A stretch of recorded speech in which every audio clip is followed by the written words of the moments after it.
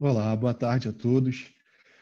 Iniciamos neste momento, com enorme alegria e entusiasmo, a conferência de lançamento do terceiro volume de Direito dos Contratos, da obra Fundamentos do Direito Civil, sob a liderança sempre generosa e inspiradora do professor Gustavo Cepedino.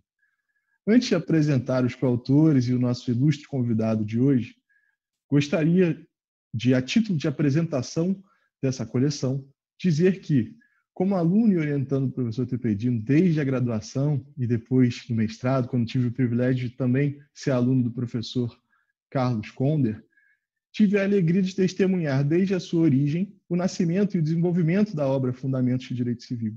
E é realmente uma emoção participar do lançamento dessa obra, que é o produto da atividade docente de muitos anos e, o mais importante, da atividade docente na sua forma mais genuína, com a integração e entusiasmo acadêmicos gerados pelo engajamento de alunos com seus professores. É um verdadeiro ciclo, alunos do professor Cepedino que se tornaram professores brilhantes, formaram novos alunos e pesquisadores nesse ciclo em constante renovação, que propiciou o desenvolvimento de uma metodologia de pesquisa em um amplo campo de diálogo e de pesquisa sobre o direito civil, que agora se consolida também na forma dessa coleção. Dito isso, é desnecessário dizer que o volume dos contratos de autoria dos professores Gustavo Cepedino, Carlos Nelson Conder e Paula Greco Bandeira proporciona ao leitor a oportunidade de obter o domínio pleno da disciplina contratual, tanto na parte geral dos contratos, quanto nos contratos típicos, a partir de uma dogmática metodologicamente coerente, amparada naqueles que são efetivamente os fundamentos do direito contratual, em constante diálogo com os temas contemporâneos dos contratos. Na tarde de hoje, na nossa live, contamos com a presença ilustre do professor Marcos Erhardt, professor de Direito Civil da Universidade Federal de Alagoas, que irá abrir o nosso evento com sua conferência sobre as perspectivas atuais para o direito dos contratos. Também temos a alegria de contar com a presença dos coautores desse volume da obra, professores Paula Greco Bandeira, professora de Direito Civil da UERJ, professor Carlos Nelson Conder, professor de Direito Civil da UERJ e da PUC-Rio, e o professor Gustavo Cepedino, professor titular de Direito Civil da UERJ e presidente da nossa Comissão de Direito Civil da OAB-RJ. Cada professor terá a palavra por 10 minutos. Após a conferência inicial do professor Marcos Erhardt sobre as perspectivas contemporâneas para o direito dos contratos, falarão os professores Carlos Nelson Conder, Paula Greco Bandeira e o professor Gustavo Cepedino nessa ordem. Antes de passar a palavra ao professor Marcos Erhardt, queria lembrar a todos que na live de hoje teremos sorteio do livro, então não percam essa oportunidade. Para participar do sorteio, para concorrer ao livro, basta digitar no chat "eu quero", e com isso já automaticamente está participando do sorteio. Então, com isso, sem mais delongas, passo a palavra ao professor Marcos Erhardt. Obrigado, Francisco. Que alegria estar com vocês. Boa noite já, meus amigos. Aqui, Paula, Carlos, professor Gustavo. Para quem está assistindo a gente, os colegas advogados, que bom essa iniciativa do Grupo Gênio com a OAB. Eu acho que hoje é uma noite de celebração. A gente conversava aqui antes de começar, uma coleção lançada num ano tão difícil e com resultado tão bom, a recepção tanto dos profissionais como dos professores que trabalham com o assunto e dos leitores, é de fato alguma coisa que vai ficar no registro. A gente tem 10 minutinhos aqui para conversar, e quando o Francisco falou das perspectivas dos contratos, eu acho que nós estamos diante de vários desafios. A gente tem o desafio de lidar com um Código Civil analógico para um mundo contratual cada vez mais digital. Um mundo onde o suporte já não é mais o papel. E aquelas preocupações que a gente tinha com assinatura, reconhecimento de firma, de repente se mudam em criptografia, blockchain e celebração de contratos, que é a manifestação da vontade, pode vir com um vídeo, pode vir com outro comportamento que não são tão ainda habituais da grande maioria das pessoas.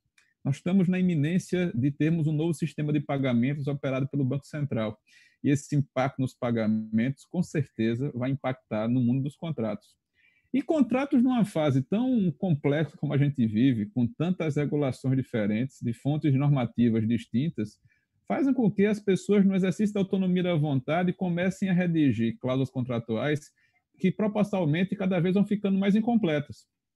E a gente vai tendo, na verdade, um procedimento contratual, um processo contratual, um iter, numa trajetória que, em vários momentos, as partes vão sentar para conversar, para reavaliar suas posições, para pensar no futuro, para recalibrar aquilo que foi combinado na base objetiva inicialmente pensada para aquele negócio.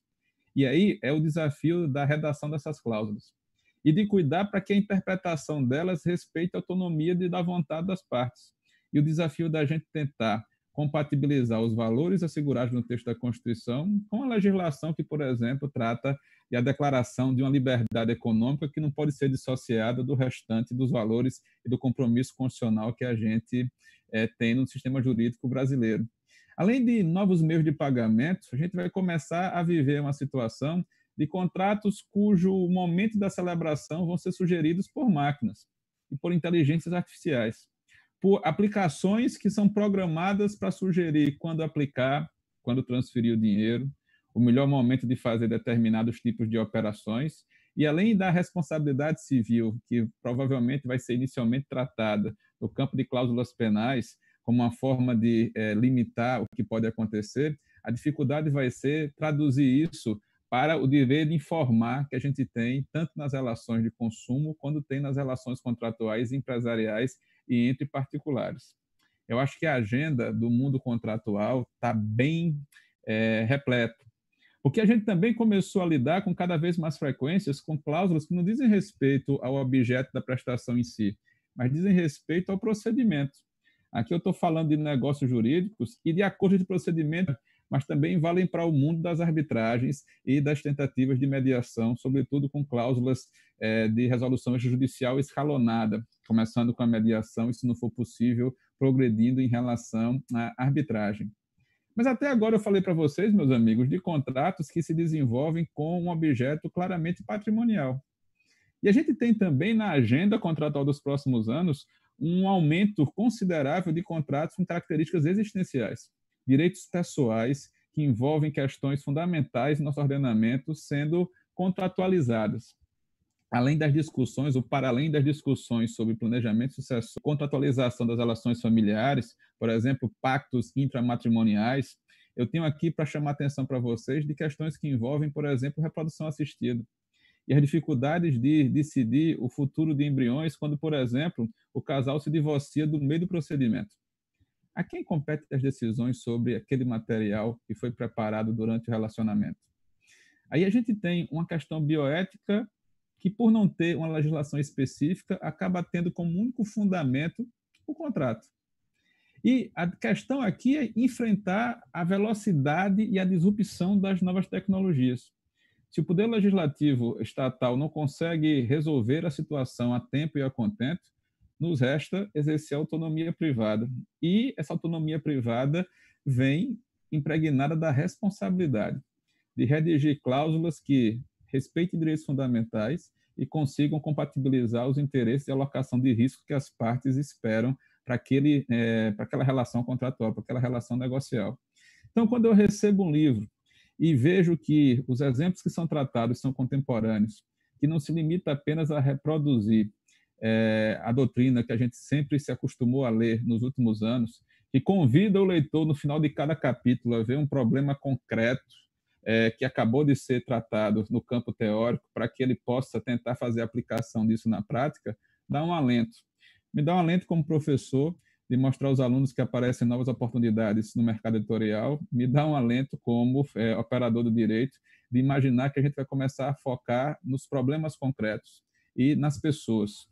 O contrato precisa servir aos sujeitos e não os sujeitos ficarem subordinados a interesses contratuais pura e simplesmente patrimoniais.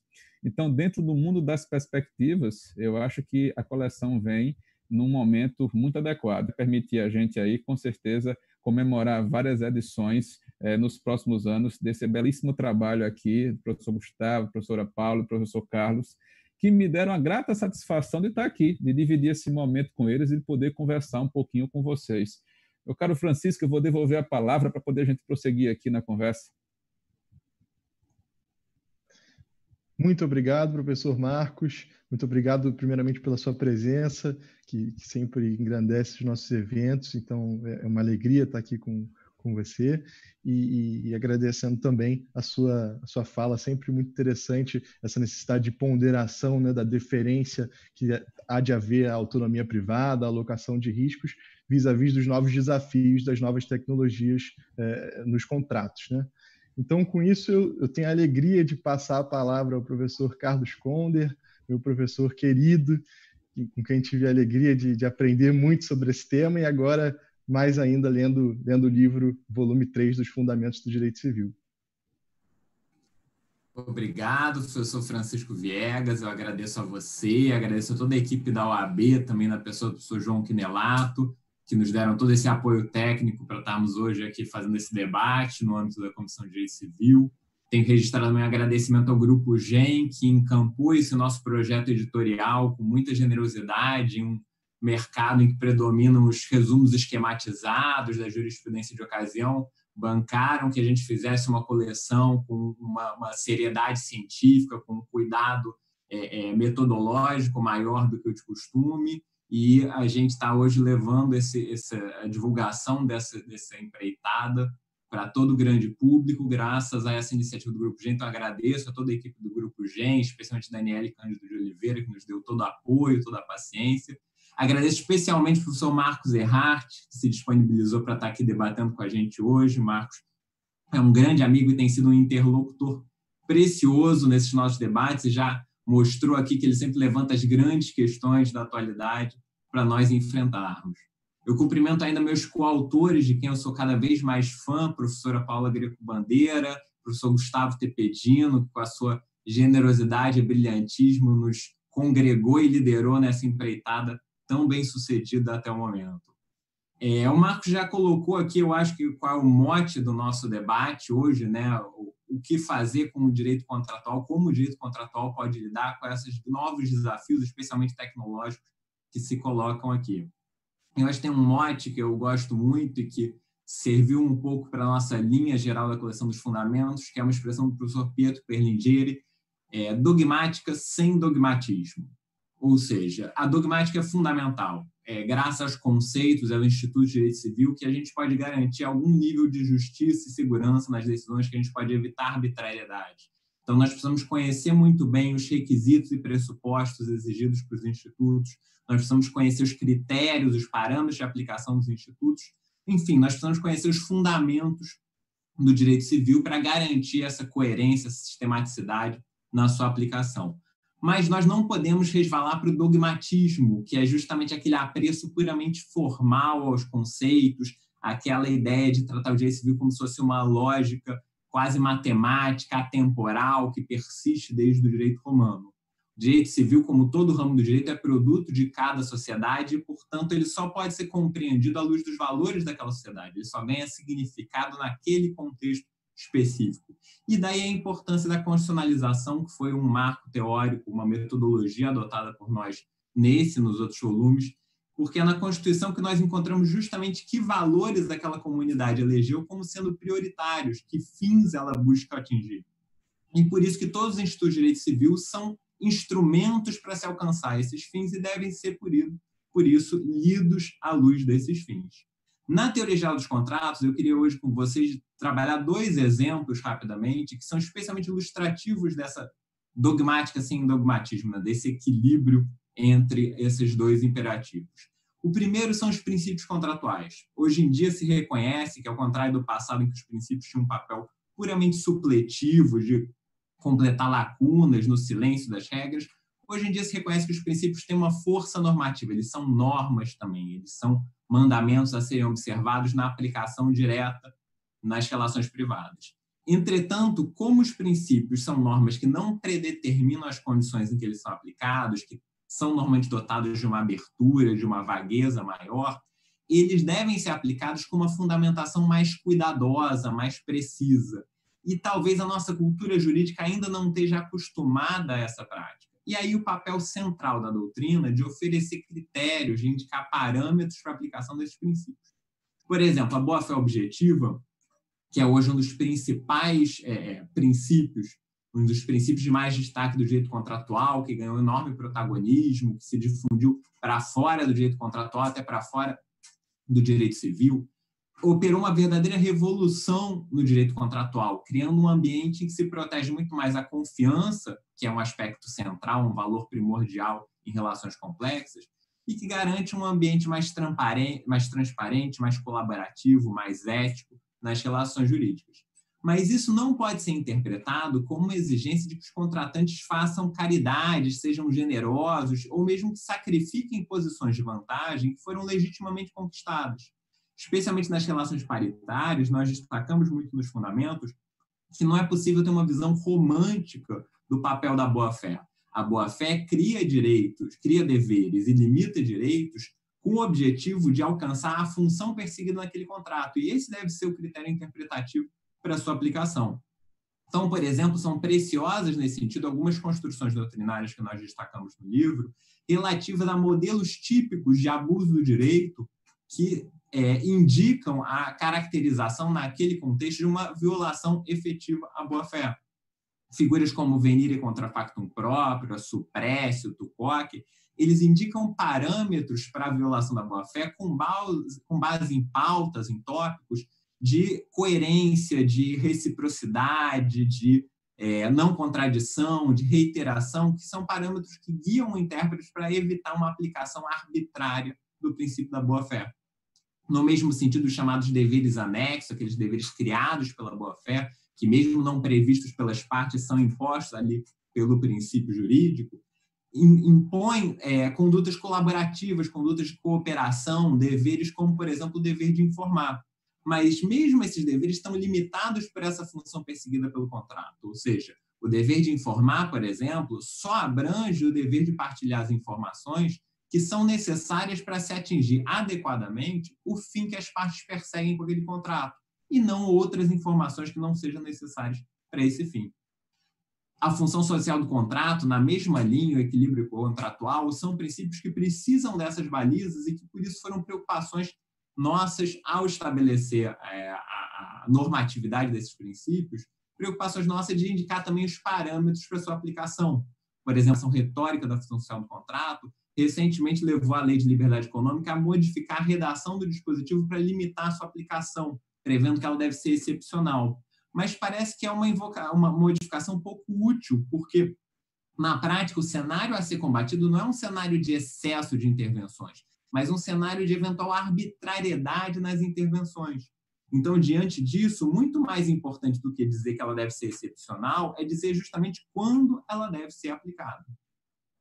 Para concluir, um segundo exemplo que eu trago para vocês, ilustrativo, um exemplo que se tornou especialmente importante, é o Instituto da Onerosidade Excessiva.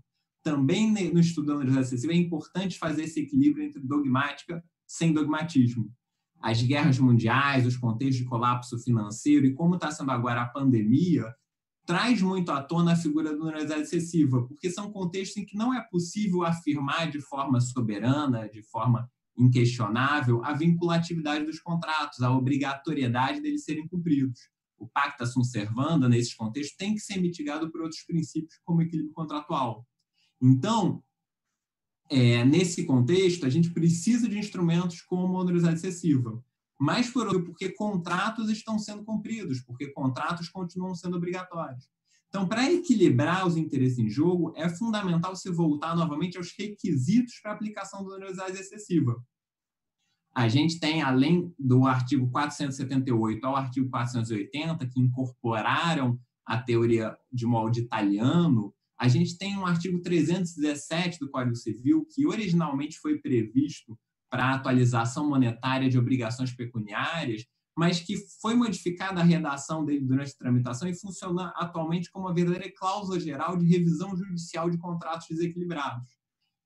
Em vez de a gente tentar limitar a aplicação ou afastar a aplicação desses dispositivos, da resolução, da redução equitativa e da revisão judicial do dano excessivo, o importante é que a gente averigue, em cada caso concreto, estão presentes os requisitos que justamente são fundamentos para a sua aplicação, que são basicamente a desproporção manifesta, a onerosidade excessiva propriamente dita, e a imprevisibilidade. Não se trata de avaliar se a pandemia em abstrato é um fato imprevisível, mas se naquele contrato específico que está sendo objeto de exame, ela causou uma desproporção manifesta, ela causou um impacto na economia daquele contrato de forma imprevisível. Nós temos visto algumas decisões que, com a melhor das intenções, às vezes se compadecem da situação de penúria que o devedor se encontra por questões subjetivas, por questões pessoais, e aí, por isso, alteram valores com base em porcentagens arbitrárias. Mas é importante ter em mente que a gente não deve falar de onerosidade excessiva se a gente estiver diante de uma situação que, embora tenha atingido uma das partes, não atingiu o contrato em si. E que, sempre que há uma revisão judicial, a revisão não é para tornar aquele contrato justo do ponto de vista do intérprete. A revisão é para refazer aquele equilíbrio que originalmente foi estabelecido pelas partes e que foi perturbado por um fato superveniente. Esses são alguns exemplos justamente disso que a gente está chamando de uma dogmática sem dogmatismo, que foi a linha mestra desses nossos fundamentos. Feitas essas considerações, eu ansioso por ouvir o professor Gustavo Tepedino, devolvo a palavra para o professor Francisco Viegas, agradecendo aqui a participação. Obrigado, professor Carlos Conder. Mas, como já era de se esperar, uma fala, uma densidade de conteúdo que já são conhecidas do professor Conder. E aproveito essa oportunidade, esse ambiente, para dizer que no volume 3 está citado também lá em notas com referências um artigo do professor Carlos Conder publicado na Revista Brasileira de Direito Civil, que é uma revista de acesso livre, cujo título é Para além da principialização da função social do contrato, que trata exatamente desses pontos que o professor Carlos Conder mencionou, aprofundando no princípio da função social do contrato. Então, com isso, eu passo agora a palavra à professora Paula Greco Bandeira, que também terá os 10 minutos para tratar do tema do... Excelente moderação.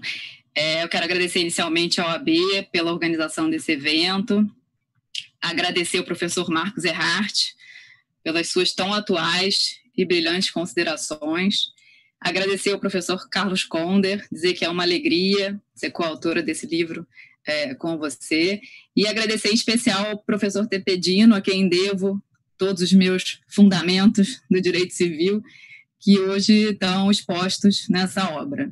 Então, certamente, sem o nosso mestre, essa coleção não seria possível. A parte 2 do livro, então, na sequência do professor Carlos Conder, ela vai tratar dos contratos em espécie. Seriam os contratos típicos, disciplinados no Código Civil e em algumas leis especiais, como no contrato de locação e no contrato de arrendamento mercantil, por exemplo. Eu acho que o que marca esse livro seria a disciplina, o tratamento desses negócios à luz de duas preocupações metodológicas centrais.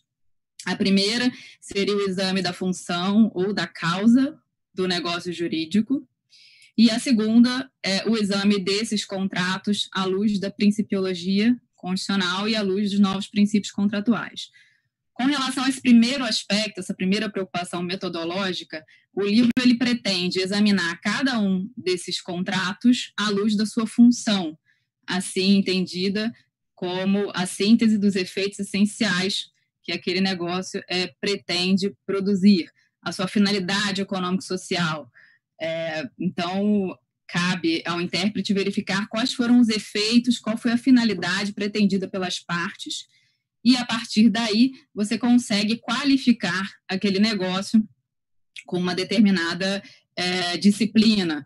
Então, na compra e venda, por exemplo, você teria a obrigação de dar o bem para a transferência da propriedade em contraprestação ao pagamento de um preço. Esses efeitos essenciais permitem que o intérprete conclua que ele está diante de um contrato de compra e venda.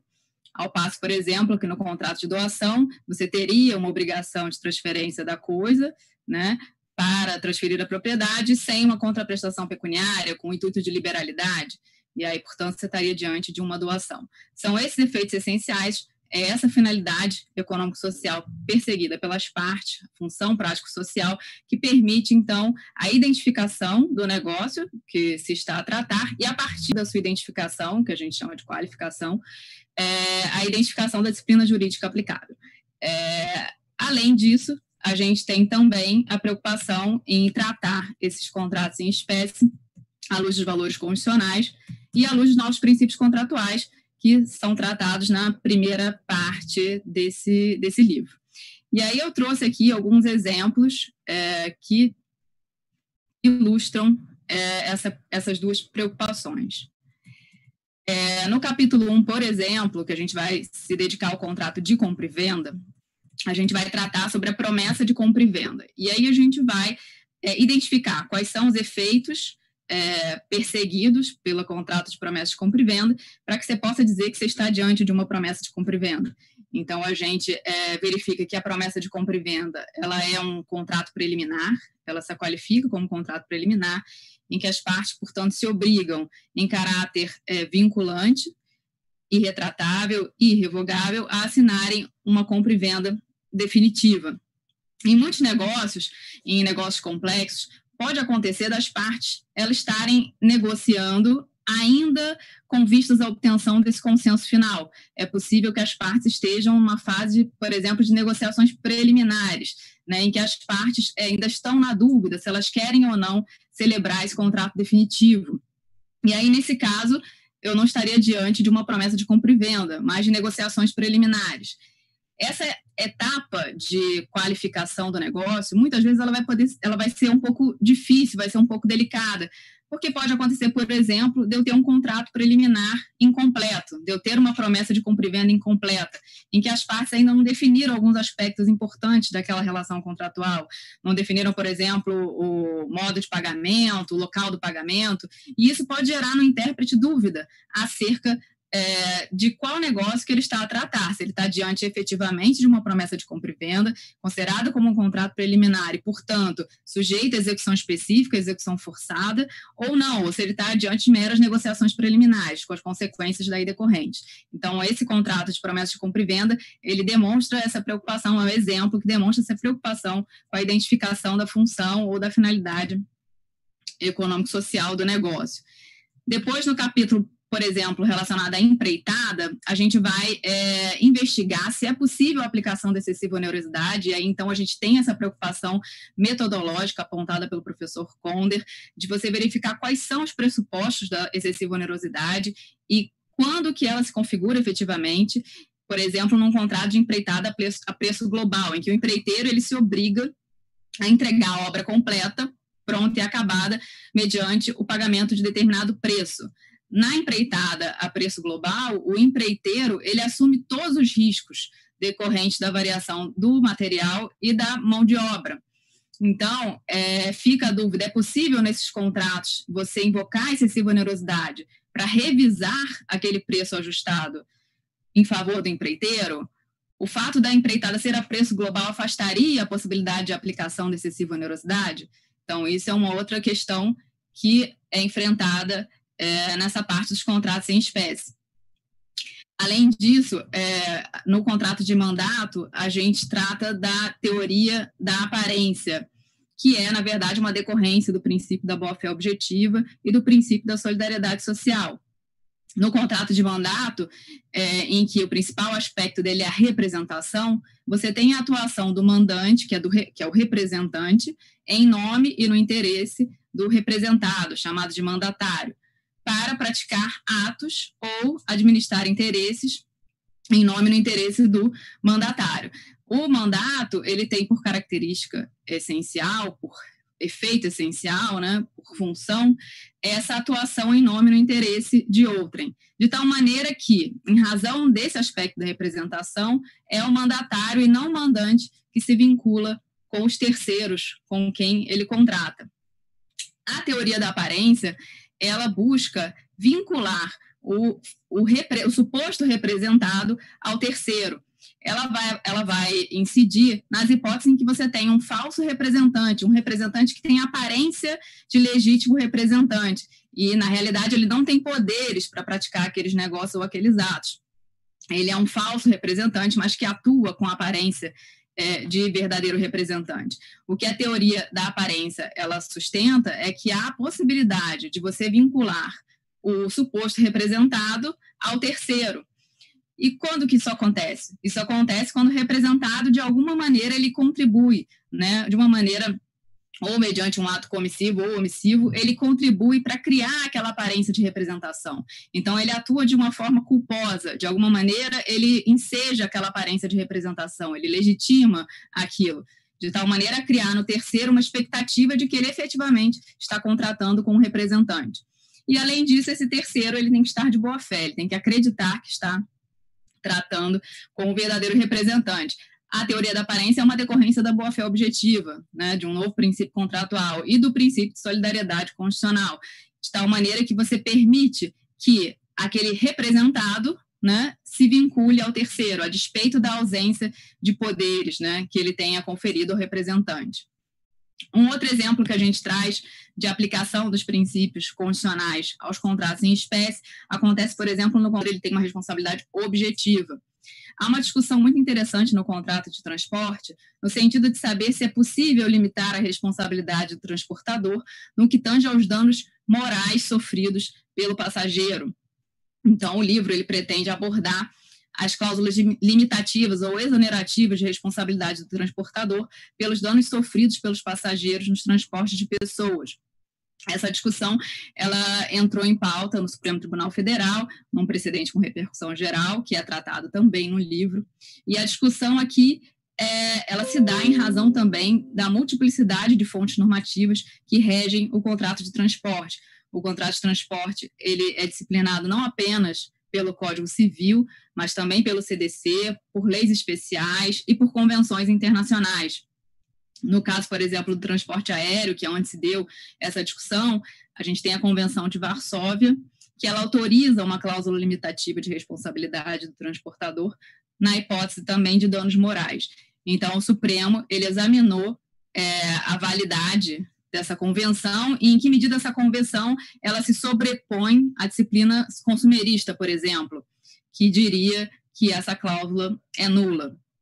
Então, o Supremo Tribunal Federal ele fixou a tese de que os tratados internacionais eles vão prevalecer, né, em detrimento do Código de Defesa do Consumidor, mas especificamente no que tange à limitação de responsabilidade por danos morais, qualquer cláusula que limite a responsabilidade do transportador será considerada inválida. E o fundamento disso é justamente o princípio da dignidade da pessoa humana. Então, é um exemplo que mostra como os contratos sofrem o influxo, sofrem a incidência dos princípios constitucionais. E um último exemplo que eu trouxe para vocês se dá no contrato de seguro, que é um contrato extremamente funcionalizado, né?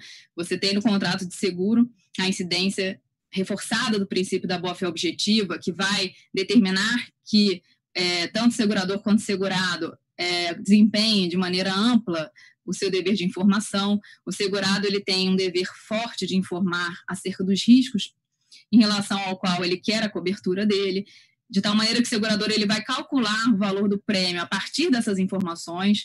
Então, essas informações são essenciais, portanto, para a definição do equilíbrio contratual. É a partir dessas informações que o segurador vai fixar o prêmio, e a partir daí você vai ter um equilíbrio contratual. Então, você tem também uma incidência reforçada do princípio do equilíbrio contratual nas relações securitárias. Embora o seguro, tradicionalmente, seja entendido como um contrato aleatório, ele tem um equilíbrio íncito a ele que deve ser respeitado. Existe ali um equilíbrio econômico, financeiro das prestações assumidas, da prestação de garantia do segurador e da contraprestação de prêmio paga pelo segurado. Então, aí um princípio que também incide de maneira direta. E o princípio da função social também, que também é muito invocado no contrato de seguro, que, por exemplo, autorizou aquela construção do STJ de que um terceiro vítima de um acidente de trânsito pode entrar com uma ação diretamente contra a seguradora para pleitear os danos sofridos, né? De tal maneira que o contrato de seguro ele produz efeitos para além das partes contratantes, né? O terceiro vítima vai poder acionar a seguradora pleiteando a indenização a despeito de não ter relação contratual com essa seguradora. Então, mostra também uma aplicação do princípio da função social ao contrato de seguro. Então, o que a gente pretendeu nessa segunda parte foi justamente tratar desses contratos à luz da principiologia constitucional, à luz dos novos princípios contratuais, e sempre a partir da função, do exame da função, né? Então, acho que essa que é a pretensão desse livro, e de tal maneira refletir a nossa escola, Direito Civil Constitucional, a metodologia, a nossa preocupação metodológica no tratamento do tema. Obrigada. É isso. Obrigado, professora Paula. Agradeço. E impressionante notar aqui que em 10 minutos o poder de síntese incrível da professora Paula conseguiu falar de contrato de mandato, contrato de empreitada, contrato de transporte seguro. Então, agora é para realmente aprofundar os estudos nesse terceiro volume dos Fundamentos. E com isso, então, passo agora a palavra ao nosso líder, ratificando aqui o que diz a professora Paula, agradecendo ao professor Tepedino por ter fornecido também a mim todos os fundamentos do direito civil que eu conheço. Então, obrigado, professor Tepedino, e passo a palavra. Caríssimo amigo Francisco, caríssimos companheiros aqui de debate, professor Marcos Gerardi, que nos alegrou, nos brindou, nos honrou com a sua presença, professora Paula Graguandeira e Carlos Nelson Conder, fraternos amigos coautores. Eu, antes de mais nada, queria agradecer a editora GEM, fazendo minhas palavras do professor Conder e da professora Paula, e agradecer à OAB, a Comissão de Direito Civil, a OAB, que disponibilizou essa estrutura para o nosso debate, para a divulgação, junto com a editora que nos tem prestigiado e que acreditou nessa nossa perspectiva, nessa obra, como disse o professor Conder, se destina a enfrentar os problemas do dia a dia, com muita praticidade, mas com densidade teórica. Eu quero dizer, para mim é uma emoção estar com vocês todos. São gerações de juristas que eu, de alguma maneira, pude ajudar a formar. E quero dizer que estar o Francisco aqui de mediador, para nós é uma alegria, porque ele começou conosco na formulação do projeto, ajudou em toda a definição da estrutura de todas as obras e, portanto, ele estava ainda saindo da graduação, depois fez o seu mestrado e sempre nos ajudando e participando criticamente, sugerindo e excitado na nossa obra, especialmente na parte de execução dos contratos, resilição. Estou aqui com a obra para fazer propaganda e para dizer do carinho que tenho ao tê-la aqui comigo. Eu gostaria de, rapidamente, apenas um pouco na linha do que já foi dito, chamar atenção para que essa perspectiva nossa de tratar em um curso de direito civil contratual, na perspectiva civil constitucional e com aplicação direta da Constituição, ela venceu, eu diria, alguns preconceitos do passado. Porque no passado, há 20, 30 anos atrás, se imaginava, em primeiro lugar, que a aplicação da Constituição nas relações de direito civil, nas relações privadas, seria uma espécie de subserviência do direito civil ao direito constitucional. E, aos poucos, se viu que não era nada disso. E, curiosamente, a jurisprudência rompeu as barreiras das discussões teóricas da doutrina e começou a utilizar princípios e adotar preceitos e postulados do direito civil constitucional. Portanto, o tratar o direito civil a partir de uma interpretação que integra nos preceitos infraconstitucionais os princípios e valores constitucionais é uma perspectiva de otimização, de potencialização, de oxigenação do direito civil, que é o que se procura trazer, e não de redução do direito civil, como se fôssemos nos amesquinhar diante da Constituição. Então, acho que essa obra e o estado da jurisprudência atual demonstra a superação desse preconceito. E o segundo preconceito, que eu acho que também a obra ajudou a enfrentar e superar, é de uma certa incompatibilidade teórica entre liberdade e solidariedade. Toda vez que o professor Carlos Conder falava de solidariedade, achava-se que ele era de esquerda, que era algo ideológico. Esse professor, um pouco lá para a esquerda, e a rigor, o que o professor Carlos Conder fazia era justamente se abeberar dos valores constitucionais. O que eu quero dizer com isso? Que não se trata de ideologização do direito civil. Se trata de respeito à legalidade constitucional, entendendo-se que a autonomia privada, da qual nos orgulhamos, a autonomia privada que é fundamental, que é a base do nosso estudo dos contratos, ela deve ser exercida no âmbito da solidariedade social, no âmbito de uma axiologia que considera compatível, e mais do que isso, considera funcionalizada, como aqui já foi dito, a autonomia privada, à pessoa humana, a um contexto de uma sociedade mais justa. E aqui eu chamo a atenção, então, meus caros amigos, para o que seria uma chave de leitura importantíssima da autonomia privada, nessa perspectiva funcional, que foi tratada pelos 3 professores que aqui falaram. Notem bem, o que nós temos é, ao lado do conteúdo tradicional negativo da autonomia privada, que está incutida no artigo 5º da Constituição, todos devem agir de acordo com a lei, e não se pode agir contra a lei, ou seja, um conteúdo negativo, que tudo é permitido, desde que não seja ilícito. O direito civil constitucional traz todo um conteúdo positivo, para além de simplesmente se respeitar o lícito, não agir de maneira ilícita e nem abusiva. É preciso que a própria atuação da autonomia privada promova valores constitucionais. E esses valores constitucionais estão no artigo 170 da Constituição, estão no artigo 5º e no artigo 1º, em diversos dispositivos, em busca de uma sociedade mais igualitária, em busca da superação das desigualdades sociais e regionais, em busca do alcance do pleno desenvolvimento e afirmação da personalidade humana.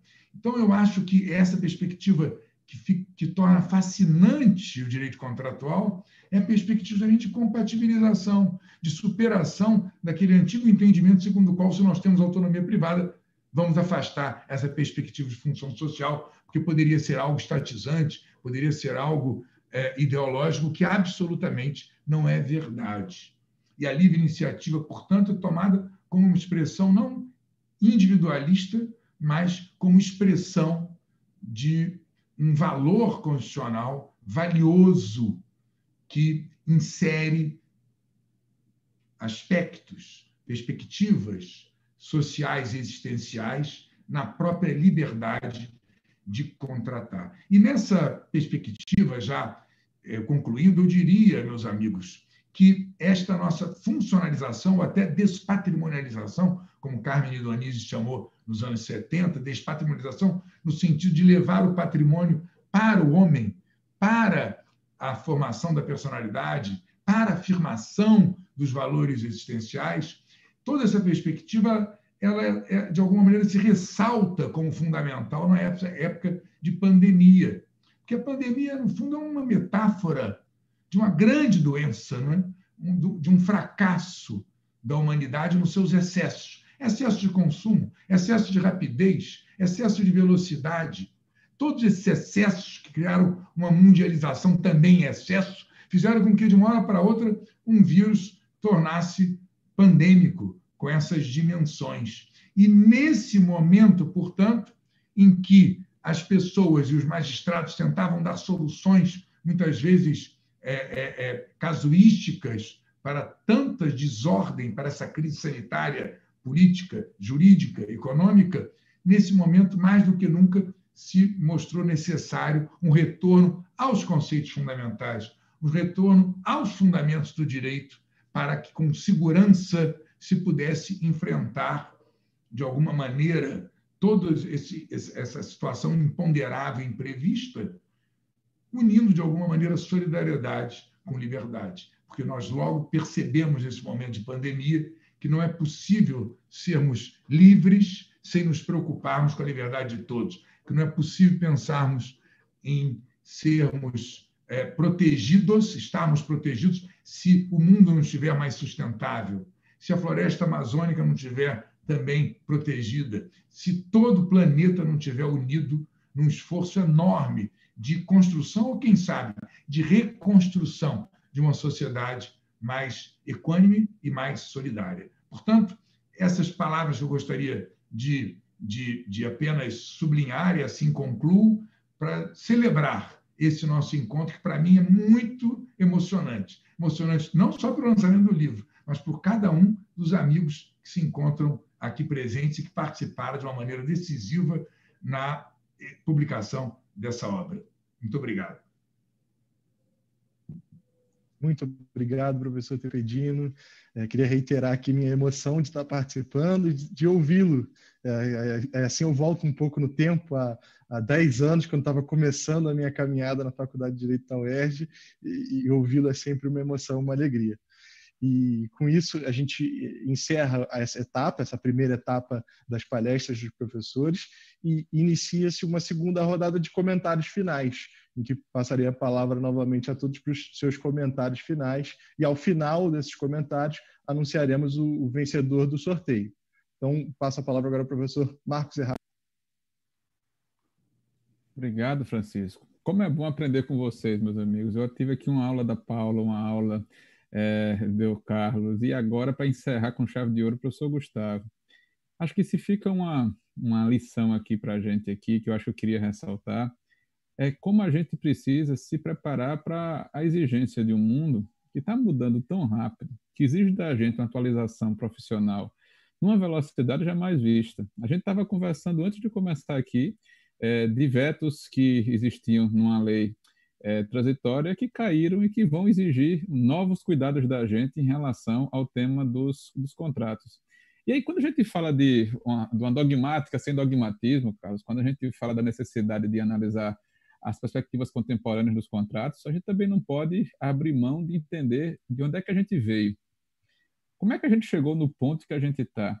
Eu acho que isso é um registro que eu preciso fazer para quem está aqui assistindo a gente e está começando. A gente precisa conhecer, tá, o formato clássico dos contratos e entender que o universo contratual ele é plural. Eu vou ter o contrato entre pessoas que estão em condições de igualdade, eu vou ter um contrato mais ou menos assimétrico, eu vou ter um contrato que vai ter mais de uma fonte do direito que vai tratar do assunto, e eu vou passar agora a enfrentar contratos que as noções de tempo e espaço são completamente relativas. Contratos que estão sujeitos a condições gerais, muitas vezes apenas traduzidas para o português, que não guardam exata correlação com a legislação nacional. E qual é o desafio da gente? Eu acho que os operadores do direito que estão nos assistindo são pessoas que, quando estão sentados no seu computador, digitando uma cláusula contratual, já perceberam que quando a gente está digitando alguma coisa abusiva ou digitando alguma coisa que está fora dos padrões, não vai soar um alarme, não vai disparar nenhum aviso. O trabalho que a gente tem hoje não é de fazer um contrato que vai subjugar outra parte. O trabalho que a gente tem hoje é de garantir uma redação de uma cláusula contratual que seja leal, que seja transparente, que seja colaborativa, que possa ser levada para o judiciário e, no final das contas, ser mantida na forma como foi negociada pelas partes, porque ela justamente pressupõe ou reflete aquele equilíbrio negocial possível diante das circunstâncias e da alocação de risco que cada um está disposto a enfrentar na hora que definiu fazer aquele contrato. Tá? Então, acho que esse respeito à autonomia e colocando a autonomia dentro do sistema, com a Constituição como o ponto de partida na nossa interpretação, é o que foi aqui, para mim, o grande reforço, o grande ganho na nossa conversa. E, Francisco, eu queria ouvir os meus colegas. Então, hoje eu sou só o convidado daqui, as estrelas são os nossos autores. Eu vou te devolver a palavra. Obrigado, professor Marcos. Então, compartilhando do seu desejo de ouvir os professores coautores, passo a palavra para o Carlos Conder. Obrigado, Francisco. Eu fico embevecido aqui de ver que, mesmo depois de todos esses anos de convivência com a Paula, com o professor Gustavo, com o Marcos e com você, Francisco, eu ainda aprendo muito e são muito ricos esses debates que a gente tem a oportunidade de fazer. Infelizmente, agora é à distância, mas é o que a gente pode fazer e que está funcionando bem.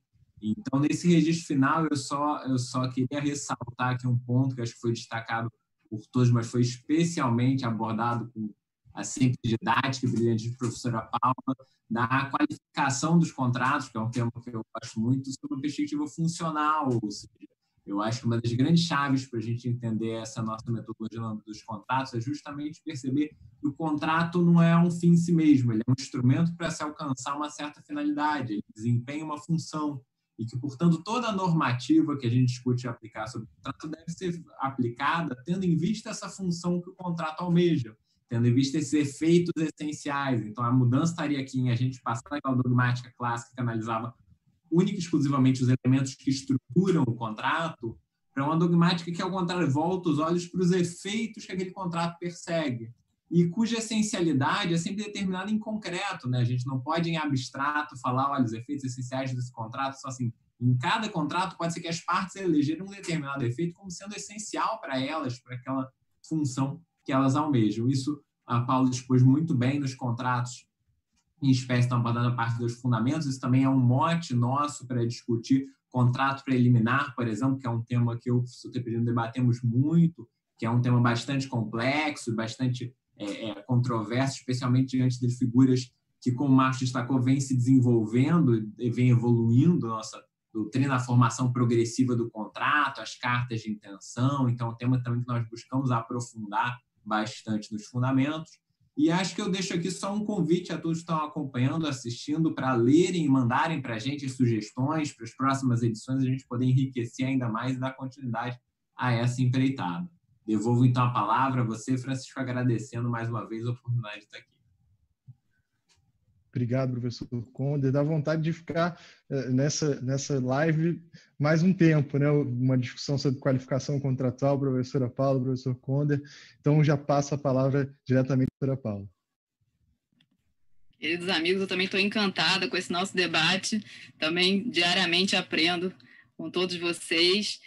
Acho que, além dessa questão da finalidade, da função, pontuada tão bem pelo professor Conder, acho que eu só destacaria ou ressaltaria um aspecto que também já foi tratado, que é a questão do tratamento do contrato à luz da alocação de riscos, né? E da importância do princípio da autonomia privada, como colocado pelo professor Tepedino. Um ponto importante que a gente tenta desenvolver no livro é que os princípios contratuais clássicos, como o princípio da obrigatoriedade dos pactos, autonomia privada, eles não perderam a importância, eles ainda são muito importantes, igualmente importantes, né? De tal maneira que os novos princípios contratuais, eles estão aí para permitir a releitura desses princípios clássicos. Então, ao contrário de que muita gente pensa, na realidade eu contratei determinada prestação, mas eu agora fiquei com dificuldade de cumprir, então eu quero revisar aquele contrato. Não, na realidade não é possível dessa maneira, né? Existem pressupostos que devem se configurar no caso concreto. Existe uma preocupação técnica, né? E aí entra na questão da excessiva onerosidade, tratada pelo professor Conder. Quais são esses pressupostos que efetivamente autorizam a revisão contratual? Quer dizer, não pode ser uma mera dificuldade do devedor no cumprimento da prestação, como, por exemplo, se ele ficou desempregado e aí ele se arrependeu do que ele combinou. Na realidade, aquilo que foi combinado deve ser cumprido, né? Então, de que maneira esses novos princípios atuam para a releitura dos princípios clássicos? Então, acho que uma questão importante é essa, que os princípios clássicos continuam tendo importância e relevância, mas eles são revisitados, eles são relidos à luz dos novos princípios contratuais. Então, eu acho que isso é um aspecto bastante importante ao lado da questão da função, né, que eu acho que eu gostaria de destacar isso. Devolvo a palavra aí Muito obrigado ao Francisco. Muito obrigado, professora Paula. Agora, então, para o encerramento, em definitivo, passo a palavra ao professor Gustavo Tepedino. Lembrando que, ao final, a gente vai divulgar o vencedor do sorteio. Bem, uma palavra só de agradecimento a todos. Foi muito rico para mim o debate também. E quero dizer que também aprendo com vocês diariamente. E ressaltar, na linha do que foi dito, eu acho que deu para o público, nossos ouvintes e quem nos assiste perceber, que essa perspectiva de funcionalização é uma perspectiva que pretende separar de maneira muito clara relações patrimoniais de relações existenciais. Eu acho isso muito importante, de tal maneira que, ao contrato e às relações patrimoniais, especialmente relações paritárias, se respeite a obrigatoriedade dos pactos, se respeite a intangibilidade dos pactos, e, ao lado dessas relações patrimoniais, se possa desenvolver todo esse espaço de autonomia, que foi, inclusive, mencionado pelo professor Marcos Erhard, com uma perspectiva que, aí sim, seja uma perspectiva de proteção da personalidade humana, em matéria de família, em matéria sucessória, em matéria de direitos da personalidade, de tal maneira que se separe aquelas relações que são meramente ou especialmente patrimoniais, que são importantíssimas, das relações que são existenciais a partir dessa tábua de valores constitucional. Eu acho que é algo importante para se moldurar, por assim dizer, esse quadro metodológico. Então, minha palavra de agradecimento, professor Francisco, muito obrigado por ter mediado com tanta elegância e agilidade esse agradável debate. Muito obrigado, Marcos, obrigado, Paulo, obrigado, professor Conde, obrigado, Francisco. Então, agradecendo mais uma vez todos os professores, professor Marcos Erhardt, professor Carlos Conde, professora Paula Greco Bandeira, professor Gustavo Tepedino. Vamos encerrando por aqui, anunciando, antes de encerrar, a ganhadora do sorteio do livro, a Beatriz Capanema, nossa querida Bia. Não foi marmelada, tá? O sorteio correto aqui, tudo certinho, mas a Bia Capanema levou. Bia, entra em contato por meio do e-mail faleconosco@grupogem.com.br, informando os dados para que o livro seja enviado, tá bom? É isso, agradecendo mais uma vez a todos, a audiência também dos nossos espectadores. Uma boa noite a todos.